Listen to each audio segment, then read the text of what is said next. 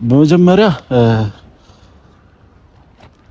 ካሁን በኋላ ያንቺ ቅራቅሙም ሆነ ያንቺ ስጦታም ምንም ስለማያስፈልገው ባለፈው ዕለት ስለ ሰዓት እያወራሽ ነበር አይደል? ያው ለአብርሃም የሰጠሽው ሰዓት ለአብርሃም ያደረግሽለት ሰዓት ያው በአክብሮት እንጂ ማለት ነው እንዴ ማውለቃችሁ ሳይንስ ለምንድን ነው ለኔ የምትመልስልኝ? በአክብሮት እንጂ ስጦታ ይመለሳል እንዴ ፍሬም? እናንተ ስጦታ ካንገቱ ላይ ነው ያወጣችሁት። ስለዚህ ያንቺ ሰዓት ምንም ማያደርግለትም እንጂ እንዴ ስንት ጊዜ ያደረገው ስጦታ ነው። እኔ ሲጀምረኝ ስጦታ አልፈልገውም። አብርሃም አንተን እንዲመለስ ያደረግከው እንዴ እኔ አስቤ ነው እንዴ እናንተ ስንጣላ ወይ እናንተ ጋር ክፍተት ሲኖር ሰዓቱን እንድትመልስልኝ ነው እንዴ? በቃ ካሁን በኋላ ያንቺ ቅራንቅቦም ሆነ ያንቺም ስጦታ ለአብርሃም አያስፈልገውም። ስለዚህ ሰዓትሽን ይዘሽ ሂጂ በቃ። ወይ አንዴ ፍሬም ስማኝ፣ እኔ ሰዓቱስ ብዬ ጠየቅኩት እኮ የኔ ሰዓት አውልቆ ሌላ አዲስ ሰዓት ማድረጉ ለምን አስፈለገ ብዬ ነው። ገባህ አይደል? ያንቺ ነገር አያስፈልገውም። ግልጽ አይደለም እንዴ እያወራን ያለ ነው? አብርሃም የሷ ነገር ያስፈልጋል ካሁን በኋላ? እንዴት ብዬ ነው አንጀቴ ተቀብሎ ስጦታን እንትን ልለው እንዴ? አሁን ያለህበት ሁኔታ እንኳን አንተ ለምድራት እየሞከርክ ነው ያለው አይደል? እንዴ አብርሃም ለምን አንደርስታንድ ታደርገኝ አይገባም? አላሳዝንህም? ቆይ የኔ ህይወት አይደለም? እኔ በዛ ሰዓት ጥሩ ታይም ባሳለፍንበት ሰዓት ላይ ምንም ቢሆን ክፉ ደግ አብረን አሳልፈናል አይደል እንዴ? አሁን በእንደዚህ አይነት መንገድ ሰዓቱን ለኔ መመለስና ለኔ እንዴት ነው እኔ ያላቀ ዝም ብለሽ እኮ ነው ያወራሽ ምን እየደከምሽ ነው ያለሽ? ሻንታ አውራኝ አብርሽ ኤፍሬም ዝም ይበልና ቢያንስ ሰዓት ያወለክበትን ነገር ካልወደድከውም ደግሞ ችግር የለውም ሌላም ገዛልሃለሁ ምንም ችግር የለውም።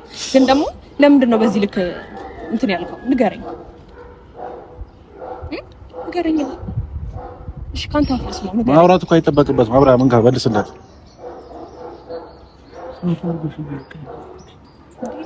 እግዚአብሔር እኔ ስማኛ እንዴ ቆይ በእግዚአብሔር አብርሃም ታው በኢየሱስ ሰዓት ለኔ ምን ይሰራልኛል? እኔ ዛሬ ላይ እንድትሰጠኝ ነው ወይም ደግሞ እኔ በገንዘብ አንተን ለማየት ፈልጌ ነው? ታዲያ ለምን እንደዛ ተሰማክ? አንፈልገንም ያንቺ ስጦታ እንደዛ በልብለውክ ነው አይደል? እንደዛ ነው አይደል አብርሽ? እሺ ወይ በስትክክል ንገረኝ። ሰዓቱን ያወለክበት ምክንያት ንገረኝ። ይረዳሃለሁ፣ ችግር የለውም ከጎንህ ነኝ። እሺ ሰዓቱን ያወለክበት እኔ በገንዘብ ይዤ ነው ንገረኝ አብርሽ። አረ ሳናኪው አውሪስ ልጅ እሺ አለከው እሺ ንገረኝ። በቃ ሰዓቱ ተቀበልሽ አይደል? ካሁን በኋላ በቃ አትደርሽበት፣ አታስጨንቂው። ልጁንም አይፈልግሽም፣ በግልጽ አማርኛ አልፈልግሽም ብሎሻል አይደል?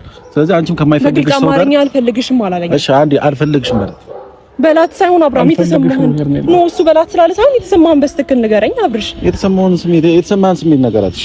በቃ ከሷ አንደበት መስማት ትፈልጊው ነገራትሽ።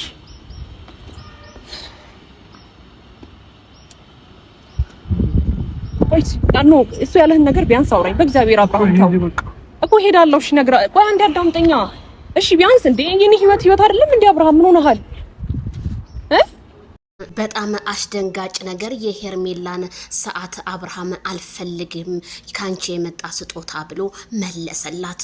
ታዲያ እንዴት ይሄንን ያህል ኤፍሬም አንተ ስራ ፈት ባለጌ የስራህን ይስጥ የሄርሜላን ልብ እንደሰበርከው ያንተ ደግሞ ይሰበር ነው የምለው ማለት ነው። ቤተሰብዬ በጣም ነው የሚያመው፣ በጣም ነው የሚያሳዝነው። አብርሃም መቼም ከራሱ ጋር አይደለም። ተረጋጉ።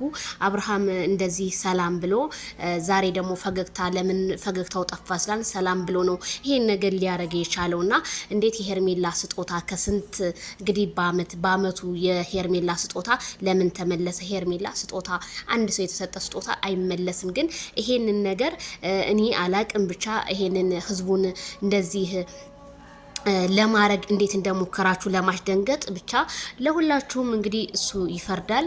አብርሃም ግን መቼ ነው ወደ ራሱ የሚመለስበት? እኔ ጥያቄ ፍጥሮብኛል።